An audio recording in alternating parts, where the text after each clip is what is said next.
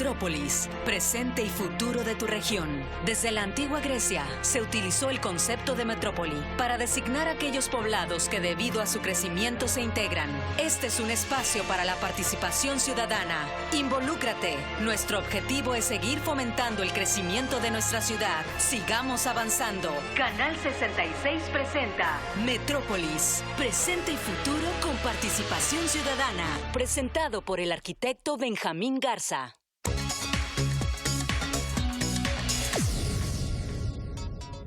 Bienvenidos a Metrópolis, presente y futuro con participación ciudadana. Y bien, el día de hoy tenemos un tema de gran relevancia para nuestro país y esto que tiene que ver con un tema importantísimo. ¿Qué sigue después de la reforma judicial en nuestro país?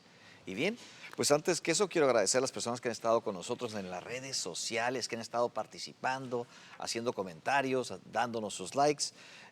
Primeramente a Alba Rosa Castro, a Óscar Sotelo, a Alberto Antonio Gallardo Reynoso, también a Georgina Juárez, a Mari Cookies García, a Concha Pérez Negrón, también a Magali G, a María Cuevas, también a Marta Zamores, a Lorenia Beltrán, Carolina Santoy, Fernando Abarca, muchísimas gracias Fernando por tus comentarios, también a Héctor Espino Herrera por sus comentarios, felicitaciones y puntos.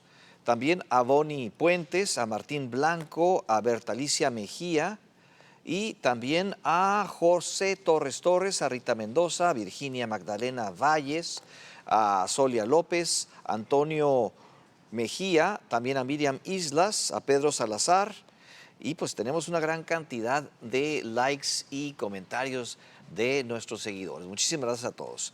Y bien, entre los temas que tenemos hay varios de gran relevancia y el primero que queremos abordar es los temas de crecimiento económico y pues lo que ha sucedido en los últimos meses, sobre todo en el último trimestre del año. Y pues por ahí tenemos una diapositiva muy interesante en donde vemos nuestro país y pues ahí vemos algunos de ellos, algunas regiones las cuales tuvieron un gran impacto en el primer trimestre, sobre todo ese gran impacto que tuvo la zona sureste del país.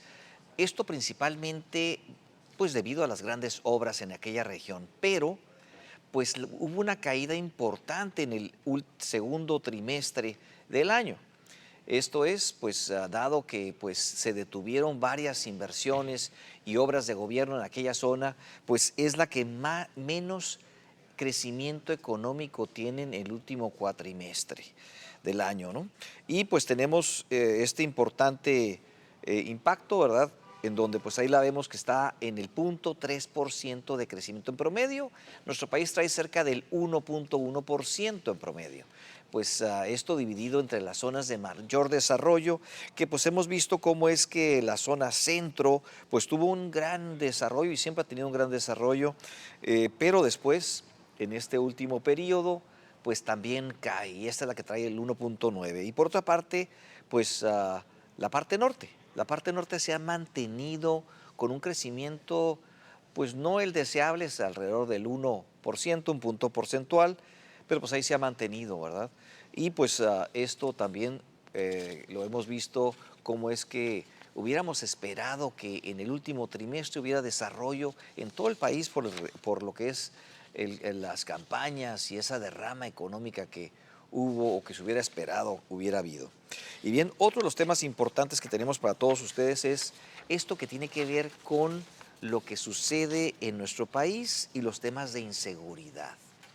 Vemos cómo Sinaloa pues, es el ejemplo más drástico de ello y después de la detención del Mayo Zambada, que está en Estados Unidos, pues los dos grupos se han fragmentado y esto ha generado una gran violencia en Culiacán, Sinaloa. Hecho es que pues, la mayor parte de los negocios cierran temprano, la mayor parte de las personas están en sus casas, ¿verdad? Tratando de no salir por el gran riesgo y ha habido grandes cantidades de asesinatos y muertes en aquella región, pues tema importante para lo que es la seguridad, ¿verdad?, en nuestro país, pero sobre todo que los gobiernos han mantenido un tanto distantes, porque no obstante la presencia del ejército, también de lo que sería todo lo que es las fuerzas de seguridad de nuestro país, pues de alguna manera pues no ha generado el control que hubiéramos esperado en aquella zona, y pues el narcotráfico sigue teniendo un gran impacto y pues no hay quien lo pare. Tema importante sobre el tema de seguridad, y hubo declaraciones de parte de presidencia en donde de alguna manera nos trata de hacer entender que cambien sus formas, que cambien y que no pongan en riesgo a la ciudadanía, más pues se deja a que estos conflictos se resuelvan entre ellos, un tema importante. También pues ya vemos cómo es que varias empresas han anunciado su retiro, tanto de Culiacán como también del estado de Morelos, y una de ellas es Coca-Cola. Coca-Cola, usted sabe, nuestro país es el número 1 en consumo per cápita de la marca Coca-Cola. Y pues es un gran impacto para lo que es, uno, pues los deseos y preferencias de los consumidores, pero también un tema importante a nivel internacional y de gran impacto.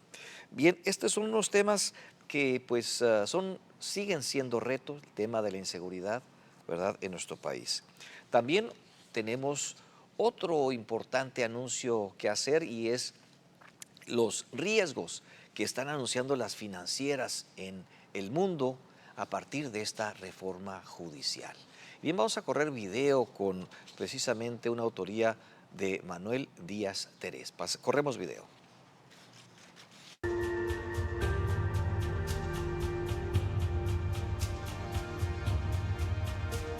La organización financiera Morgan Stanley degradó la recomendación de compra de acciones de empresas que cotizan en la Bolsa Mexicana de Valores debido a las iniciativas planteadas en el Plan C, lo que implicaría riesgos para las inversiones en las compañías listadas en el mercado bursátil, y añadió que la reforma al Poder Judicial también elevaría las primas y limitaría el gasto de capital. Por su parte, Banco de América considera que dentro de los cambios constitucionales impulsados por el presidente López Obrador y la presidenta electa Claudia Sheinbaum, la reforma al Poder Judicial es especialmente la que tiene un nivel de riesgo muy alto para la iniciativa privada, para el funcionamiento de la democracia en México y la de mayor preocupación en los gremios empresariales. Por su parte, Banco Bilbao Vizcaya, México, consideró que la reforma al Poder Judicial podría tener impactos significativos en la inversión en la economía mexicana. Por lo tanto, revisará sus pronósticos de crecimiento para el 2024 y 2025, y Citibanamex comentó que en muchas ocasiones un debilitamiento de la democracia o su desaparición conlleva inestabilidad e incertidumbre sobre la política pública y el marco jurídico, pero, dada la moderación de las reacciones del mercado, es posible que quienes ya descuenten las reformas consideren que no implicarán cambios antimercado ni debilitarán el marco macroeconómico. UBS, un banco suizo, indicó que preservar esta reputación es crucial para aprovechar las oportunidades que presenta el nearshoring. Sin embargo, las reformas constitucionales propuestas incluyen cambios que potencialmente podrían violar tratados internacionales como el TEMEC, firmado con Estados Unidos y Canadá. Finalmente, JP Morgan ha externado que se ven riesgos existentes, pero considera que la reacción del mercado ha sido exagerada, incluso tomando en cuenta la posibilidad de reformas, ya que su sólida posición fiscal y ubicación estratégica como centro de la externalización cercana o nearshoring siguen posicionando a México como un destino de inversión atractivo. Últimos meses después de las elecciones, esto quiere decir en el último periodo de 3 meses, hemos visto cómo el tipo de cambio peso dólar ha tenido un gran impacto. Esto quiere decir nuestra moneda se ha devaluado pues a nivel mundial. Y si hacemos un pequeño análisis y damos un seguimiento en la última semana, pareciera que esto se empieza a corregir. Cuando menos esa es la tendencia que estamos viendo en los últimos días. Si esto fuera correcto, pues el tipo de cambio tendería a la baja. Entonces estaremos observando estos puntos porque el tipo de cambio impactó pues casi un 30% en su incremento después de las elecciones. Pero bien, vamos a ir a un corte comercial para regresar con nuestro tema del día de hoy y pues saber qué es lo que sigue después de esta reforma judicial y cuáles son las expectativas que pudiéramos ver los ciudadanos en nuestro país. Regresamos en unos minutos.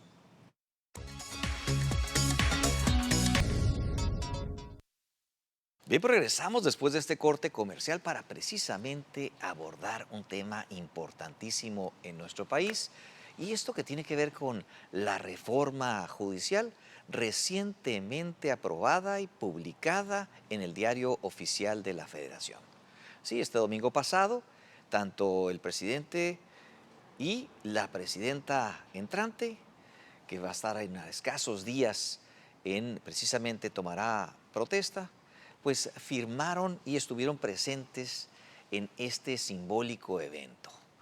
Un evento que pues hemos visto a lo largo de los días como un tema importante en lo que es el riesgo constitucional y sobre todo la pérdida de un Estado, ¿verdad? De un Estado de Derecho en donde pues los equilibrios se pierden. También pues hemos visto cómo es que varios ciudadanos se manifestaron en contra, muchas escuelas de estudiantes, y vimos a lo largo de estas semanas una gran efervescencia y también una gran manifestación precisamente de parte de todo lo que son los empleados y colaboradores del Poder Judicial de la Federación, también los estudiantes de la materia o la carrera de abogacía en la gran mayoría de las universidades, y estuvieron presentes en muchos estados de la República Mexicana. También pues vimos cómo es que pues también las diferentes instituciones, no obstante que hubo en ese proceso de elecciones varias violaciones, ¿verdad?, precisamente al derecho electoral, pues también nada más hubo observaciones, pero no hubo impacto ni seguimiento. Esto quiere decir, pues, las reglas se rompieron y no hubo quien aplicara lo que es la ley. Por otra parte, también la secretaria de Gobernación, María Luisa Alcalde, también hizo declaraciones importantes que tenían que ver incluso con la conformación de la Cámara de Diputados a nivel nacional. Y también, pues, temas de importancia, ¿verdad?, en todos estos aspectos. Otro de los puntos importantes es que hay una ventana, se habló de una ventana precisamente en septiembre, entre lo que es la autorización de esa nueva reforma judicial y lo que es su aplicación junto con la salida del presidente Andrés Manuel López Obrador. Y pues aquellas iniciativas que había presentado el 5 de febrero de este 2024, en donde pues en aquel entonces no fueron aprobadas, y pues la especulación de qué es lo que podía pasar para estas próximas semanas. También pues vimos otros esquemas también del rompimiento de aquel equilibrio de los tres poderes a uno solo.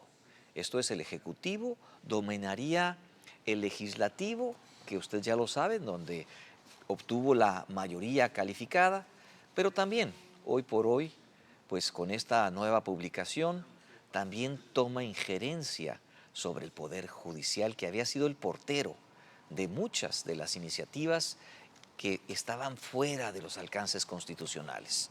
Pues también hubo personajes que dieron luz a esto. Entre ellos está Ernesto Zedillo Ponce de León, un bajacaliforniano, ¿verdad?, un personaje que estuvo aquí y que convivió con muchos personajes de la vida tanto política y económica y sobre todo estudiantil de aquel entonces, ¿verdad? Ernesto Zedillo Ponce de León hizo pues algunas declaraciones importantes al respecto. Y vamos a correr este video para que usted vea a un personaje que estuvo callado por décadas y hoy por hoy hace una importante declaración. Claro, el cuestionamiento será ¿por qué en ese momento? ¿Y qué es lo que esto implica? Tanto a nivel nacional o más bien a nivel internacional y ese Partido Demócrata que está por tener elecciones próximamente. Vamos a correr este video. Nuestro Congreso Federal acaba de aprobar y ha sido ratificado por una mayoría de legislaturas estatales un conjunto de reformas constitucionales que destruirán el Poder Judicial y con ello enterrarán la democracia mexicana y lo que quede de su frágil Estado de Derecho. La frustración del presidente al no contar con una corte sumisa ha evolucionado hasta transformarse en una venganza brutal. La destrucción de la independencia e integridad del Poder Judicial para que esté al servicio de la fuerza política en el poder. A principios de este año, paradójicamente y a punto de la burla, justo en la fecha en que conmemoramos la Constitución de 1917, se publicó una iniciativa con numerosas modificaciones a la Constitución. Los cambios conducen, en última instancia, a la devastación del Poder Judicial y la abolición de otras instituciones estatales autónomas muy importantes para la transparencia, rendición de cuentas y otras áreas cruciales para el desarrollo del país. Estas instituciones, condenadas a desaparecer, precisamente fueron creadas también para limitar el uso arbitrario de la autoridad del Ejecutivo. Se perderá otro contrapeso esencial en la democracia. Bien, porque usted acaba de ver esta declaración tan importante y sobre todo, repito, un personaje bien visto tanto en México como en Estados Unidos que con gran prudencia había mantenidose en silencio por décadas, pero pues estos días pasados explota su sentir y lo comunica no solamente en los medios de Estados Unidos, sino lo hace en idioma español para que todos los mexicanos lo entendamos perfectamente. Y bien, el día de hoy tenemos un gran invitado, un personaje que pues además de ser un abogado postulante de la UABC, una gran universidad, ¿verdad? Una gran escuela, ¿verdad? Que ha emanado de ella grandes personajes de la vida pública en nuestro país, en nuestro estado, ¿verdad? Y pues que también tiene especialidades en Derecho de Amparo, ¿verdad? Derecho Administrativo, y ha estudiado en diferentes universidades. También pues tiene una maestría en Desarrollo Urbano por la Universidad Iberoamericana, ¿verdad? También tiene estudios de Derecho en la UABC y ha estado participando en un programa de desarrollo económico en una universidad que hace una alianza precisamente con CETIS Universidad, la Universidad de Oklahoma, en donde desarrollan un programa que ya tiene varias décadas y se ha implementado exitosamente tanto en Estados Unidos como en diferentes partes del mundo.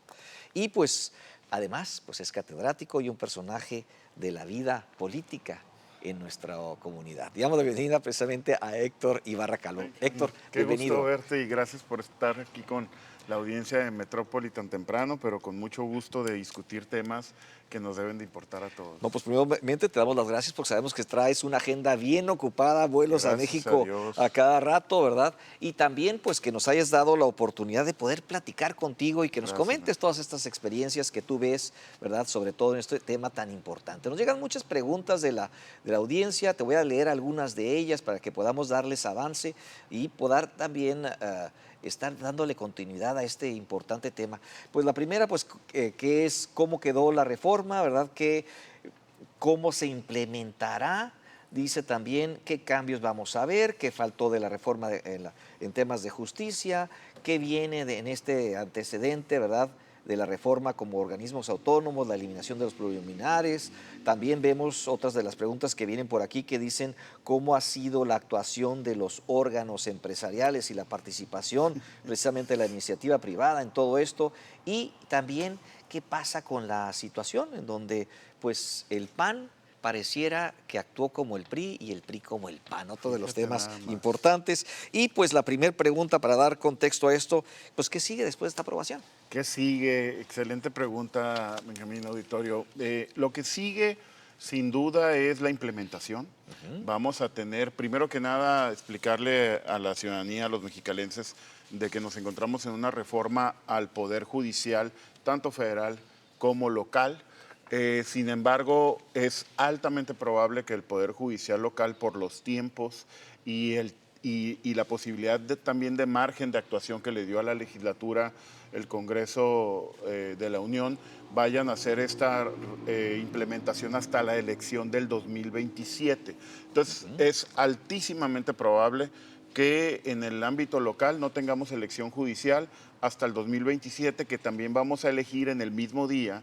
Elegiríamos tanto a la próximo titular del gobierno del Estado, del Poder Ejecutivo, gobernador o gobernadora del Estado en el 2027, alcaldes en toda la extensión del territorio y diputados, ¿no? Alcaldes y sus ayuntamientos y diputados. Entonces, a eso le vamos a sumar un aproximado de 510 candidatos más, repartidos en el mejor de los escenarios, podría ser en un total de 85 boletas, ¿sí? Si es que tenemos una boleta por cada uno de los puestos que estarían a juego, tanto de jueces federales como de jueces locales, y el elector estaría recibiendo para identidad, para individualización, hasta 85 boletas. No hay claridad, hay que decirle a la ciudadanía, de cómo va a ser la boleta final, porque también está la otra opción de que vengan más candidatos, más puestos en una sola boleta, tú tengas que voltear la hoja, ver el listado de candidatos y tener que escribir. No sería como estamos acostumbrados a marcar una X, una cruz sobre una opción con cara y nombre. Podría ser que también se tenga que escribir. En cualquiera de los dos escenarios, si eso pasa, pues bajarían el número de boletas en lugar de 85, quizás a la mitad. Pero el tiempo de sufragio, nada más quiero que el ciudadano que nos escucha lo piense. Si en la anterior elección una de las quejas más recurrentes a nivel estatal en Baja California, con niveles que recuerdo en Baja California andamos abajo del 50% de participación ciudadana, abajo.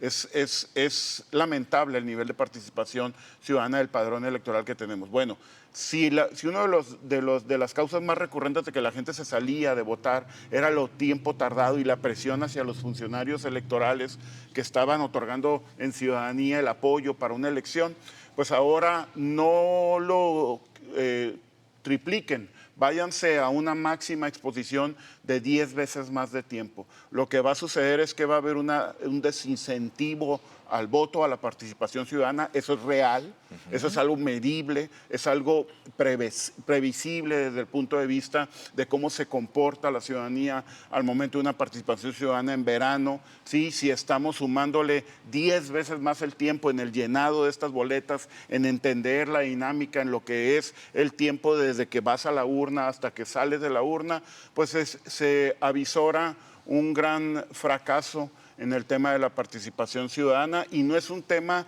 de que estamos tratando de desvirtuar el argumento de que los va a elegir democráticamente el pueblo, sino que es una realidad, es una trampa de que al final del día vayan a la votación solamente el voto duro, solamente los grupos que puedan ser impulsados, y muy poca ciudadanía va a aguantar estas condiciones. Entonces, lamentable que no se hablaron las cosas con esta claridad y no se dijeron.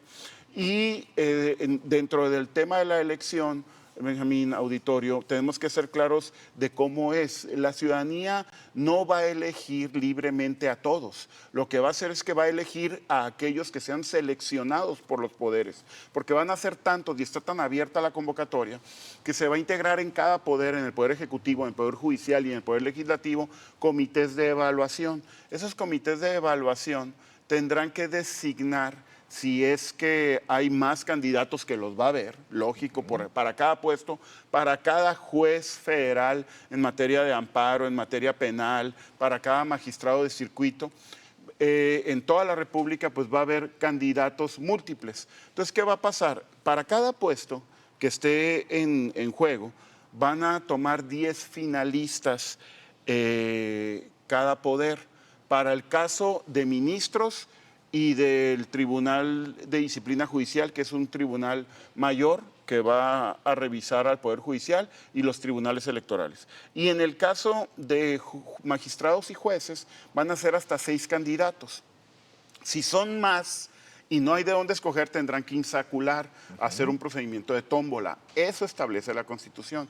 La Constitución llegó a establecer también esta reforma, que para evaluarlos se requiere únicamente un ensayo de 3 cuartillas, ¿sí?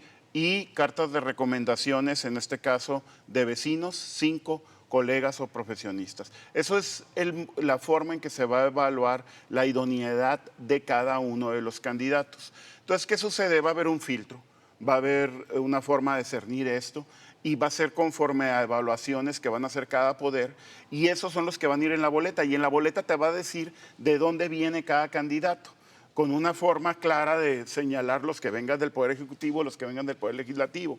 Entonces, los que vienen de carrera judicial, que déjenme explicarle a la ciudadanía qué es la carrera judicial. La carrera judicial se implementó desde 1994 con la reforma constitucional de Ernesto Zedillo, y la carrera judicial lo que viene a hacer es que solamente lleguen a ser jueces y magistrados federales aquellos que están previamente evaluados con los mayores estándares. Para ser actuario, secretario de acuerdos, juez o magistrado, tienes que pasar varios exámenes, cursos, capacitaciones de la más alta exigencia jurídica para calificarte de que estés en aptitud de concursar por una plaza. Eso va a desaparecer. ¿Por qué? Porque todos aquellos que estaban bajo esta dinámica de carrera judicial son una tercera parte, son los del Poder Judicial, pero van a competir contra otras 2 terceras partes que no están bajo esos parámetros de evaluación ni de nivel de exigencia, que van a ser los del Poder Ejecutivo y Poder Legislativo. Y de hecho todos constitucionalmente se van a tener que evaluar ya nada más con el ensayo y con las cartas de recomendación, porque si no estarían en desventaja los del Poder Judicial. Se acaba la carrera judicial. Aquellos que se habían preparado para ser competitivos y pasar y obtener una plaza, pues tendrán ir de una tercera parte del Poder Judicial contra 2 terceras partes, y la manipulación política mata las aspiraciones de gente muy preparada, mujeres y hombres que se han entregado a este servicio, ¿no? Entonces, esa implementación es la que viene. Vamos a tener elecciones partidas a la mitad, una elección extraordinaria en el 2025 y una elección extraordinaria en el 2027, y la del 2027 traerá la carga del Poder Judicial local. Y por último, los requisitos de elegibilidad, ¿sí? Antes teníamos temas tan claros como era la edad mínima y el tema de la experiencia. Eso se acabó. Eso se acabó. Se quitan los requisitos de elegibilidad y solamente puede ser cualquier persona de cualquier edad, ¿sí? Con un promedio en licenciatura o en posgrado que tenga que ver con la materia constitucional, de 8 en licenciatura y 9 en las materias relacionadas en cualquier de ellas, ya sea en licenciatura, en maestría o en doctorado. ¿Qué sucede con la elegibilidad vía calificación? Que el tema de la calificación no tiene nada que ver, cuando eres recién egresado, con la experiencia que requieres para impartir justicia. Impartir justicia no se te enseña en las facultades de Derecho, ¿sí? Porque necesitas experiencia, necesitas haber sido litigante, haber sido defensor, haber sido abogado de autoridad, haber trabajado en un juzgado, porque impartir justicia es parte de una ciencia jurídica. No cualquiera está listo para impartir justicia, no cualquiera puede atender, resolver argumentos, entender pruebas, ponderarlas y emitir un criterio que se emite en una sentencia. Eso es explorado, es una ciencia jurídica. Entonces, ¿qué sucede? Llegamos al grado de que para ser ministro de la Suprema Corte solamente se requieren 5 años de experiencia, no como juzgador, de experiencia general como abogado. Estos 5 años, si tú consideras que hay licenciaturas, Benjamín, auditorio, que pueden ser ejecutivas o en línea y que las puedes cursar en 2 años, podrías estar hablando de que tengas candidatos a la Suprema Corte de 24 años de edad. 25 años de edad, a resolver lo más alto de los conflictos entre personas, entre sociedades, entre poderes. Sí, en el caso de los magistrados todavía es peor, porque se reduce inclusive hasta los 22 años, porque en el caso de magistrados solamente se pide 3 años. Y algo de lo que nadie habló irresponsablemente cuando defendían esta reforma es que para jueces de amparo, para jueces federales, no se requiere tener experiencia. Puede ser un recién egresado quien esté a cargo de tu libertad, al cargo de definir tu patrimonio en el caso de una afectación, a cargo de revisar un juicio o alguna determinación dentro de un juicio que te esté afectando y que necesites una solución inmediata. El juez de amparo, ese juicio único que tenemos en México de protección de derechos humanos y de libertades, va a estar en manos, en términos de la reforma, de personas sin experiencia, porque para los jueces no se pide experiencia alguna. Un recién egresado de una carrera ejecutiva o en línea a los 20 años de edad podría ser juez de amparo. Una figura que solamente existe en México y que es reconocida mundialmente como uno de los juicios más desarrollados en el tema de protección de garantías. Entonces, eso es lo que viene en cuanto a la implementación. Sí es una implementación que nos debe de preocupar. La Corte se reduce de 11 integrantes a 9 integrantes. Algo muy señalado porque hay demasiada carga en temas de resoluciones ante la Corte. También no se sabe qué va a pasar. Y las declaraciones de inconstitucionalidad, que antes se necesitaban 8 votos de 11, hoy bajan porque van a ser 9, entonces solamente serían 6 votos. Hasta ahí Sí. se elimina el Consejo de la Judicatura y se forma otro organismo. Hasta ahí el resumen, disculpa que me haya alargado, de lo que viene, lo que se tiene que implementar y el reto que tenemos. No, pues una importante explicación y sobre todo pues el gran riesgo que tenemos de estar en manos pues de gente sin experiencia, aunque puedan ser bien intencionados, seguramente pues como en muchas otras materias, la experiencia es mucho. Pues vayamos a la medicina, vayamos al notario público con el que llevas tus escrituras, al corredor público con el que llevas tus actos de comercio, ¿sí? A la especialización de los contadores. Todo el mundo reconoce eso. ¿Qué pasó en este caso? Pues lograron con una narrativa, un discurso político, comparar a los jueces con los políticos, con los diputados, con los senadores, y el juez no es igual a ellos. Entonces esa es la trampa. La trampa es que se necesita especialidad porque estás poniendo tu libertad y tu patrimonio en manos de alguien que tiene que ser imparcial, autónomo y que te tiene que resolver. Entonces, eso es lo grave. Antes de pasar a la explicación de lo que es el amparo, ¿verdad? Que es un tema, una materia muy importante en nuestro país, yo quisiera platicar un poquito la ruta para lo que es esta reforma judicial, su implementación. Por aquí me voy a permitir leer aquí varios de los puntos y las fechas. 16 de septiembre entra en vigor la reforma, un día significativo para nuestro país, ¿verdad? Sí, claro. El de la independencia, y sobre todo que pues, se haya firmado el día 15 y se haya publicado el día 16 de septiembre. Otro de los puntos importantes que tenemos en esta ruta es la sesión del Consejo General del INE, que esta se pone para el 23 de septiembre de este año, ¿verdad? Y pues ahí se va a ver el artículo 96, segundo transitorio, en donde pues se celebra esta primera sesión, ¿verdad? Preparando la elección extraordinaria del 2025 y se van a tener solamente 7 días de plazo para cualquier impugnación y para los trabajos que vayan a tener. Que en el 2025, Benjamín Auditorio, tenemos la mitad. Sí. La mitad. En el 2025 se tienen que renovar toda la Suprema Corte, este nuevo Tribunal de Disciplina Judicial que viene a sustituir en las investigaciones y en los procesos al Consejo de la Judicatura, se nombra el administrador también y se nombran magistrados electorales. Todo lo que podríamos decir la cúpula, lo más alto, es en el 2025.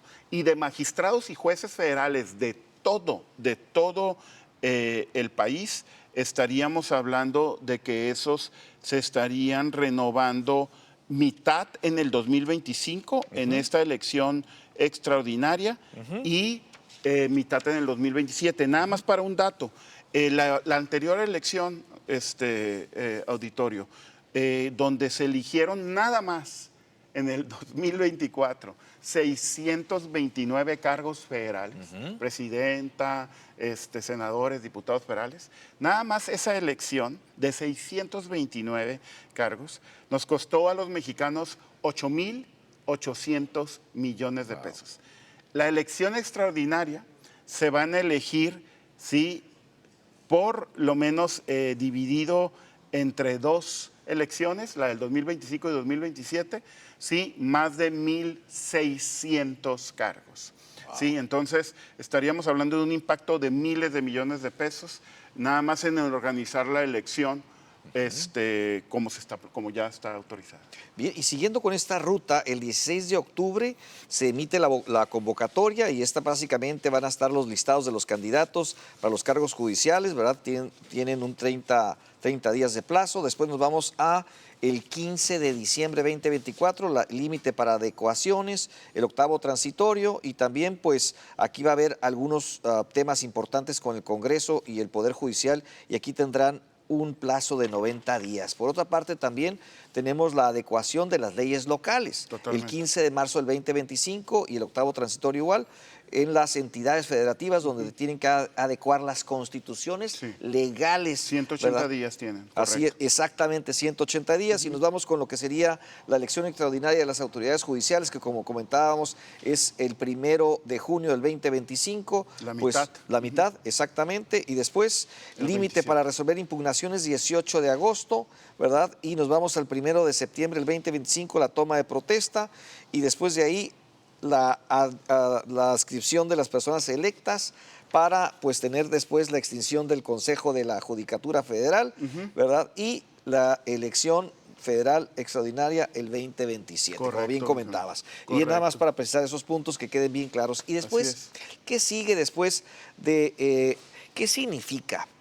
Pues tenemos una Cámara de Diputados en donde pues tenemos que el partido en el poder trae una mayoría absoluta. Totalmente. Un control absoluto.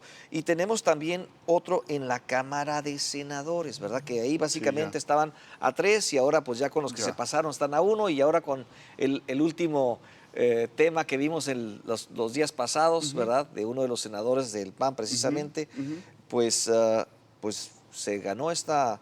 Y pues están de su... ¿Qué significa esto en términos políticos? Pues mira, en términos políticos y en términos constitucionales sobre todo, significa que hay mayoría absoluta para realizar cualquier cambio a la Constitución. Los cambios vienen, los cambios, se vienen cambios graves que ya fueron anunciados desde este paquete de febrero del 2024 por parte del presidente de la República. Entre los más graves se viene la desaparición de organismos autónomos, que los organismos autónomos, audiencia, lo que hacían era que no dependieran del poder, del control, de la dirección, de la orden, del Ejecutivo, porque sus materias se consideraban que debían de ser constitucionalmente autónomas, que tuvieran libertad, autonomía, tanto de decisión como de resolución, porque son materias que no deben de estar bajo el control de ninguno de los poderes. Es un tema de derecho progresivo, del punto de vista del derecho administrativo y regulatorio, para mayores libertades de nosotros. ¿Por qué? Porque se entendía que ahora Comisión Federal de Electricidad y Pemex compiten contra otros que nos dan los servicios. Y si compiten contra ellos, tiene que haber alguien que resuelva problemas de competencia. Todos los días se dan esos problemas. ¿Quiénes son? Pues organismos reguladores, ¿no? La Comisión Federal de Competencia Económica, la Comisión Reguladora de Energía, protegen las libertades de nosotros estar en un mercado donde podamos levantar la mano y exigir y que no pasen desequilibrios. Bueno, para definir eso tiene que ser autónomo, porque si es del parte del Ejecutivo, se va a inclinar hacia los organismos como Pemex, CFE.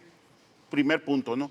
El organismo de transparencia, lo que le dio a este partido en el poder los elementos para argumentar durante años, ¿sí? Falta de transparencia, corrupción, desvíos, abusos. Los mayores beneficiados en los papeles que utilizaban en tribuna fueron los que utilizaron al INAI, sí, al Instituto Nacional de Acceso a la Información, los que recibieron transparencia para llegar al poder.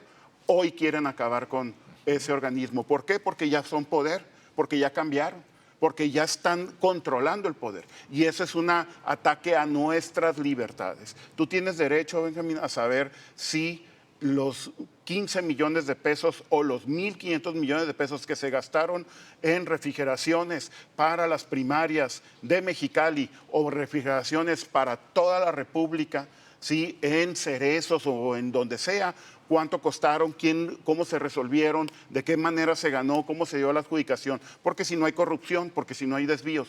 Eso se llama acceso a la información. Eso es el ejercicio de derechos y de libertades que tienes para saber qué está pasando con el gobierno. Hoy quieren que eso regrese a manos del gobierno. Dicen que van a seguir siendo transparentes. El poder en ninguna parte del mundo y de la historia se autocontrola. Nunca. Nunca ha sido de esa manera. Por más discursos de ética y de moral y de ataque a la corrupción, esa reforma viene con una fuerza igual que como va a venir la reforma judicial, y viene la peor de todas, que es la eliminación de los diputados plurinominales. La izquierda, ¿sí?, tuvo figuras, tuvo foco, tuvo participación y llegó al poder gracias a tribunas. Y esas tribunas no ganaban los distritos.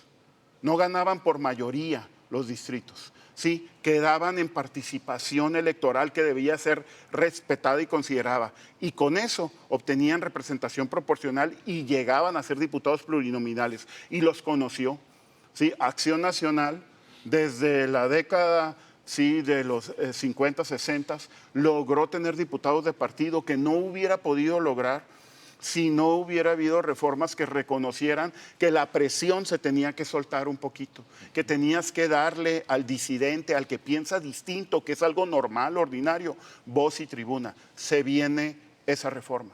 Quieren acabar con eso. Y yo lo considero que es algo que va a ser el principio del fin, porque México no va a aguantar esto. Por más que hayan ganado con millones de votos que se les tiene que reconocer, que dieron una opción que convenció, pero también se tiene que reconocer que estuvieron miles de servidores de la nación haciendo campaña oculta y en una elección de Estado, pero esa es la realidad y ahí están los resultados. Pero están ganando de una manera y están avasallando de una manera hacia futuro. Y yo creo que tenemos un peligro hacia el futuro en cuanto a la vida democrática. La reforma judicial fue parte de esto. Ahora vienen estas dos reformas que la ciudadanía tenemos que hacer una labor de mayor empatía en la comunicación y explicar esto para que la ciudadanía puede ser que siga coincidiendo en este caso con el partido en el poder, pero que entienda que hay temas que se tratan de libertades, no son temas políticos, ¿no? Importantísimo, importantísimo. Entonces ahora nuestros diputados y senadores, ¿qué es lo que van a hacer en el Congreso y en el Senado? Ya que pues van a estar ahí para dar testimonio de qué o cuál va a ser su participación. Pues mira, yo creo que también se nos olvida la historia reciente, ¿no? Yo considero que inclusive en tiempos del régimen priista anterior y después los 12 años con Acción Nacional y luego que regresó el PRI, el debate era muy público, si recuerdas, ¿no? Sí. Había diferencias inclusive entre el partido en el poder con sus integrantes en las cámaras, diferencias públicas, ahí está la historia. Sí, había debate, había mesas, habían acuerdos. Hoy tenemos una dinámica distinta, ¿no? Donde el Poder Legislativo públicamente dice que va en todo con el Ejecutivo y que son una misma fuerza y se justifican en el voto, ¿no? Y en que esa fue la elección. Pero qué mejor ejemplo de lo que pasó en la reforma judicial, ¿no? Sellan con broche de oro la incongruencia política y la incongruencia narrativa, ¿no? Se hacen valer de dos pésimos personajes que están en una fórmula como senadores del PAN, pésimo por el PAN, irreprobable que los haya tenido como candidatos nada más porque son dueños de padrón y que forman parte de este control político interno de un partido en fantasía, que no ven la realidad y que no entienden que lo que más les debería importar serían los ciudadanos y no los controles políticos. Por eso Acción Nacional está en una crisis de las más graves de su historia, si no lo más grave. Pero aún así, con esos personajes impresentables del PAN, lo incongruente y lo que calla la boca a toda esta narrativa de que la reforma era en contra de la corrupción y de justicia, es que utilizan a lo más impresentable de la política mexicana para obtener el voto que necesitaban. Esto debería, en cualquier parte del mundo, sería un boomerang para quien lo utilizó y quien lo promovió, ¿no? Entonces, tenemos que señalar estas cosas porque ahí lleva su última cruz este tema, ¿no? Una cruz que pinta de cuerpo entero que era un tema de control político, de control de un poder, más que de justicia. Esta reforma, yo estoy listo para debatir con cualquier abogado, no tiende ni va a mejorar en lo más mínimo la justicia. Los problemas de impunidad, ¿sí?, que tenemos en México, 4 de cada 100 delitos son investigados en México, 4 de cada 100. Los niveles de impunidad en investigación rondan arriba del 90%, ¿sí? Y los de consignación de asuntos de ese 90%, sí, es todavía mayor el número de escándalos. No se trabaja en los ministerios públicos ni se tienen los elementos para tal. Y te informo, ciudadano, eso no es la reforma judicial. La gente piensa que se va a reformar el Ministerio Público, que se van a mejorar las condiciones de los juzgados locales, civiles, el juzgado laboral, la justicia laboral. Nada de eso se va a tocar. Esto es una reforma de control político y de una estructura. Lo que les interesa son las miles de plazas de jueces y de magistrados para poner incondicionales. Ahora, hubo un proceso de amparo contra esta reforma judicial, en donde un juez de Morelos, otro de Baja California y otros varios más, pues emitieron un amparo para lo que es la publicación de precisamente del proceso, ¿verdad?, para esta reforma judicial, y tampoco se tomó en cuenta. ¿Qué pasa ahí? Mira, hay un doble efecto. Desde el punto de vista jurídico de fondo, eran juicios de amparo que traían cuestionado un tema de procedencia, que tiene que ver con que contra reformas a la Constitución, modificaciones constitucionales en términos de la ley de amparo, el artículo 61 de la ley de amparo, no procede el juicio de amparo, o sea, no procede contra, porque no, una reforma a la Constitución no se puede determinar como inconstitucional, sería un choque, ¿no? Entonces, los jueces, en los dos asuntos que a mí me tocó observar, iban, su resolución en base a las demandas de amparo presentadas, no iban sobre el fondo, sino iban sobre el procedimiento y una inminencia en la resolución antes de que se convirtieran en reformas constitucionales. La lógica era, todavía no es reforma, entonces puede proceder el amparo. Todavía no se modifica la Constitución, entonces puede proceder. Entonces, mientras se resolvía esto, lo que sí es que hay un antecedente grave. El Senado de la República, la Cámara de Diputados expresamente dijeron: yo no voy a acatar esta resolución de un juez.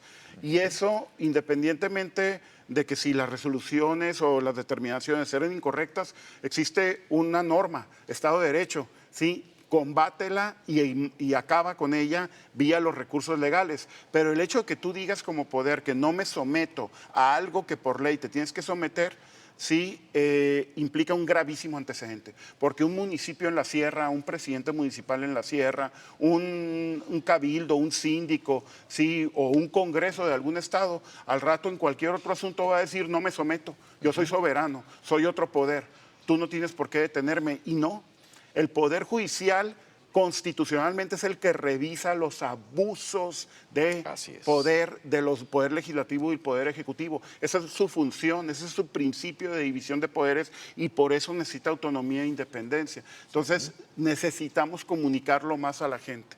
Bien, pues un tema importantísimo que vamos a precisar en unos minutos más, ahora que regresemos después del corte. Regresamos en unos minutos.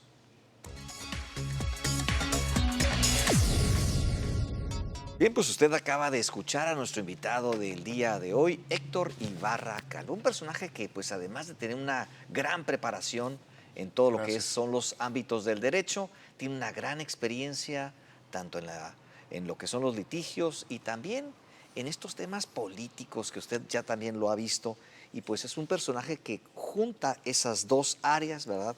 Y por eso la invitación del día de hoy. Gracias. Y bien, hoy por hoy, Héctor, que pues nosotros los ciudadanos que tenemos alguna injusticia de parte de un gobierno, que nos quitaron un terreno, que nos pretenden quitar una casa, etcétera, ¿qué vamos a hacer ahora contra el Pues gobierno? mira, yo creo que lo más importante que debemos de hacer es entender que hay la gran posibilidad de que quien dentro de unos años sea un juez, sí traiga una alta carga política, que sea designado por preferencias que no tienen nada que ver con su experiencia en impartir justicia, en conocer el derecho, y que pueda ser producto de favoritismos, ya sea del partido en el poder, ya sea de alguien en el poder, de alguna influencia, y sobre todo que tendremos de esa fuente de dónde escoger jueces, ¿sí? 3 bolsas, y las 2 bolsas más grandes con mayor luminosidad para que los escojas van a ser las del legislativo y las del ejecutivo, que son las mismas, y la menos va a ser el Poder Judicial, porque ya traen una carga negativa con este discurso de odio y de rencor hacia la abogacía, hacia el Estado de Derecho por parte del presidente de la República, que generó un efecto en la conciencia colectiva. Entonces, la ciudadanía tiene que saber que tenemos un grave riesgo de tener personas que impartan justicia en tu asunto laboral, en tu asunto familiar, de custodia de tus hijos, de patria potestad, de un despido injustificado, del terreno de la familia, de la herencia, sí, de temas relacionados con una causa penal, con una ilegal aprehensión. Sí, aquí en el Canal 66 se acaba de denunciar una intromisión a un domicilio particular en el Valle de Mexicali con cámaras, donde supuestos elementos de seguridad del Estado se metieron sin orden de cateo, sin orden de aprehensión, a robar a una vivienda. ¿Quién te defiende ante esos abusos, ante esa omisión de la autoridad de actuar? Un juez de amparo, el juez de derechos fundamentales, el que protege tus libertades, el que para los abusos de autoridad. ¿Qué va a pasar, Benjamín, ahorita que preguntas? ¿Qué puede pasar? Puede pasar lo mismo que pasa en los poderes judiciales locales. Ahora el gobernador, la gobernadora, el alcalde, la alcaldesa, sí, el diputado, la diputada, van a poder levantar el teléfono y hablarle al juez o al magistrado federal de amparo, al que antes no le hablaban por su independencia y su autonomía, para tratar de influir en una resolución. ¿Por qué? Porque esos jueces y magistrados se van a deber a la movilización, al favoritismo, al señalamiento de que tú fuiste juez por este poder. Entonces, eso es lo grave, estamos hablando de un tema altamente técnico. Ya está ahí, ¿qué es lo que debemos de hacer? Ahora vienen los comités de evaluación. Si me dices, ¿qué tenemos que hacer en este momento? Tenemos que asegurarnos que el Poder Legislativo, el Poder Ejecutivo y el Poder Judicial, en estos comités de evaluación, que nos van a decir quiénes son los que ellos van a proponer y sobre los cuales se va a votar, sean los mejores. Hay que correrles las placas en todo el sentido. Tenemos que ser mucho más participativos y vigilar la actuación, porque si no, esta reforma en su implementación, en sus leyes secundarias, van a volver a hacer lo mismo y vamos a tener magistrados, jueces de una calidad muy discutible en perjuicio de nuestras libertades. Entonces hay que estar encima del poder, eso es lo que yo te podría decir, no perderles la huella y estar exigiéndole a nuestros diputados federales, senadores y representantes que se tomen en serio esta reforma, Benjamín. No, pues un tema importantísimo y una gran debilidad para pues todo lo que es la ciudadanía y sobre todo aquellos que han sufrido atropellos de parte de los gobiernos. Bien, Totalmente. pues triste el escenario que se presenta en nuestro país y sobre todo de aquella experiencia que pues cuando Ernesto Zedillo Ponce de León fue presidente de la República tendió la mano amiga a un personaje que iba a estar en la cárcel, ¿verdad? Y pues hoy por hoy pues es el principal actor de este cambio y esta derrumbe de un gran trabajo, ¿verdad? En donde precisamente el presidente Zedillo generó esta equidad, esta manera transparente y sobre todo también que dio oportunidad a las minorías, ¿verdad? Sí. Aquel cambio importante. Desafortunadamente se nos acaba el tiempo, Sí, Héctor. sí. Te vamos a seguir invitando, Gracias, ¿verdad? no, al contrario, gracias.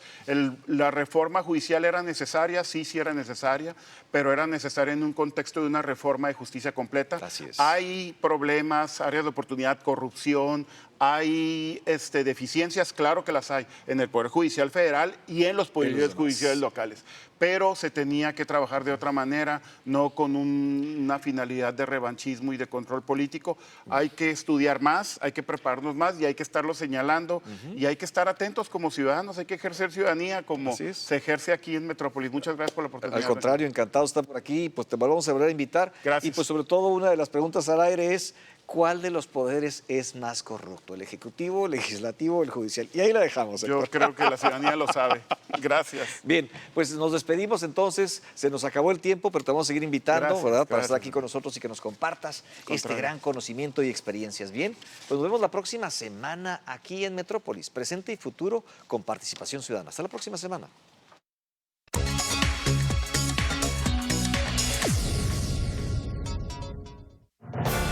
Metrópolis, presente y futuro de tu región. Desde la antigua Grecia se utilizó el concepto de metrópoli para designar aquellos poblados que debido a su crecimiento se integran. Este es un espacio para la participación ciudadana. Involúcrate. Nuestro objetivo es seguir fomentando el crecimiento de nuestra ciudad. Sigamos avanzando. Canal 66 presenta Metrópolis, presente y futuro con participación